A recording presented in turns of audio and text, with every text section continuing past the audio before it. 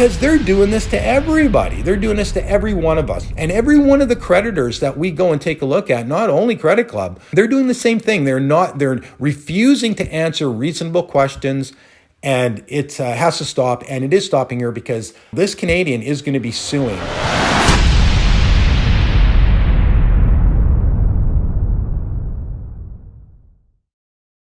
So we have a Canadian versus Credit Club. So Credit Club, here we are, and the person we're dealing with here with these emails is Alex Blaise, right here, president of Credit Club. So let's see how he does, because what's happened here is we're asking him for proof of ownership of the debt, and let's see how it goes here. As usual, they say that they provided a payout statement. A payout statement is not proof of ownership of the debt. It's just a payout statement that came from their computer.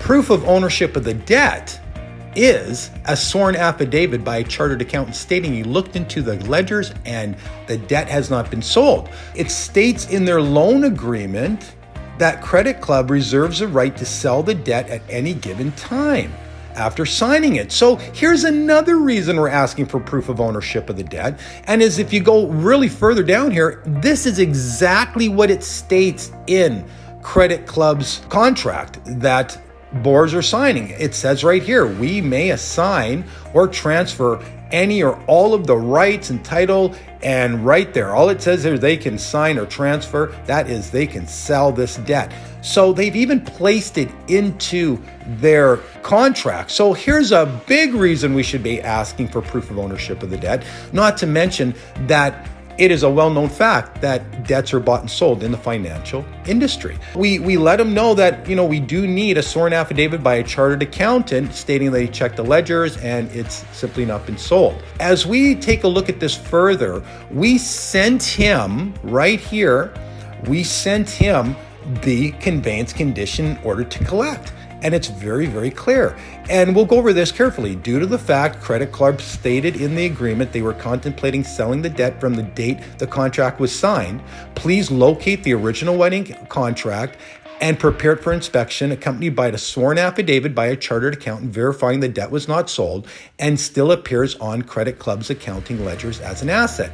Now, guys, keep in mind, just so you know, when they're talking about the wedding copy, if it is done over the internet these days, electronically signed and all that, that's fine. But we definitely still would need the chartered accountant verifying that he looked into the debts and it still appears in the ledgers. Okay, so this is what Alex sent back. He says, hi, thanks for the email. Please note that I am the one in charge of the company's finances, and therefore I will be the one sending you the requirement statement. As I am Credit Club's founder and CEO, my word should suffice. Well, no, that your word does not suffice. What we need is a professional accountant, because we're doing a commercial transaction here. And of course, just vouching for yourself doesn't make any sense. What we need is a chartered accountant, because a chartered accountant is governed by a third party who governs them and issues their license. And that's why they're going to be completely honest, is because of that. That's why it's considered verifiable proof, because you have a professional who has a license they want to keep in order to keep doing business and accounting. So you see, it says here they'll be sending us the affidavit tomorrow morning. So Alex does go and he does send the affidavit, and it's pretty silly to think that you can actually vouch for yourself in a commercial transaction, but this is what he went and did.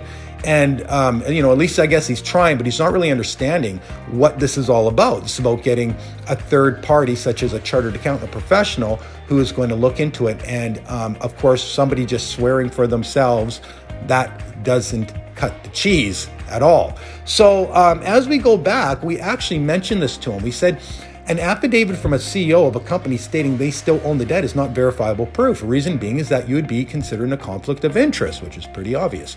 The Canadian rules of court is very clear that verifiable proof of ownership of the debt is an affidavit from a chartered accountant stating that they looked into the ledgers and the debt was not sold. So let's be very clear here. We're not just making up these rules. These rules are the Canadian rules of court stating what is verifiable proof, what is considered it, and it is considered a sworn affidavit from a chartered accountant. Now, to be more clear why the courts say it must be a chartered accountant is because they are governed by a third party who issues their license. If they report inaccurate information, they will lose their license. Therefore, they are not in a conflict of interest. Your affidavit is simply asking us to take your word that the debt was not sold. But clearly in a commercial transaction such as this, no entity simply takes the word of the other party. In a commercial transaction, they are legally obligated to produce verifiable proof. Now, this is where it gets pretty interesting. Alex now just says, hey, look, if you're not just going to take my word for it, we're going to go and wreck his credit score. So, I mean, that's pretty interesting, because if you cannot prove that you own a debt and you are attempting to collect on a debt that you no longer own, that would be considered fraud. So I think Alex has to rethink this whole thing, because if he goes and destroys somebody's credit just because he does not have the proper documentation to produce in order to collect, that is a big problem, and that's going into where somebody can get sued, and that's where this is going. Actually, Alex sends back all necessary documentation to proof has been sent. Legally speaking, we have sent more than enough proof. That is a very inaccurate statement. Legally speaking, they've not sent anything that is verifiable proof. It says again, if we do not receive the payment, we will be affecting his credit score. Now, keep in mind, we've been trying to pay Alex and CreditClub here for months. We have the money waiting for them. They don't have the proper documentation to collect.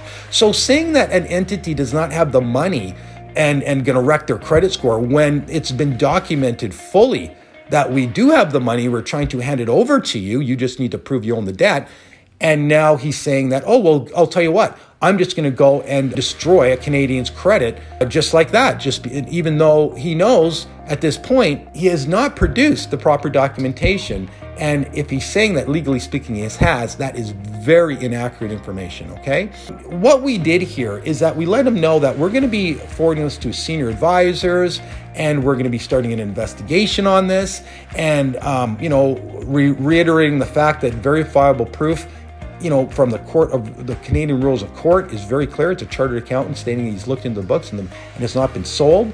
So we kind of reiterated everything, but where this is going, guys, is this is the exact reason why Canadians need to start suing their creditors when asking this type of information, and they're not coming back with the proper information, giving you all this inaccurate, information about, oh yeah, no, this is all we have to do is send you a statement and you have to take our word for it.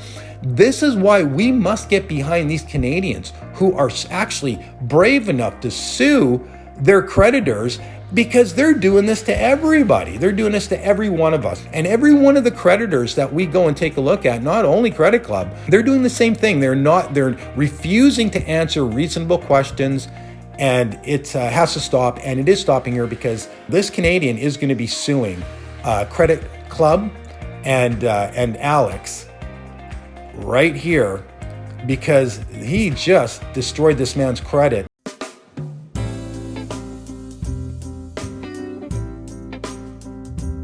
Now, don't forget to complain. It's very important for us to unite and then see that. So just look down in the description, and it's going to tell you exactly how to complain and how you will be entered into this group actively seeking to access their birth certificate bond. Keep in touch. Keep looking. We've got lots more to tell you. You guys have a great day.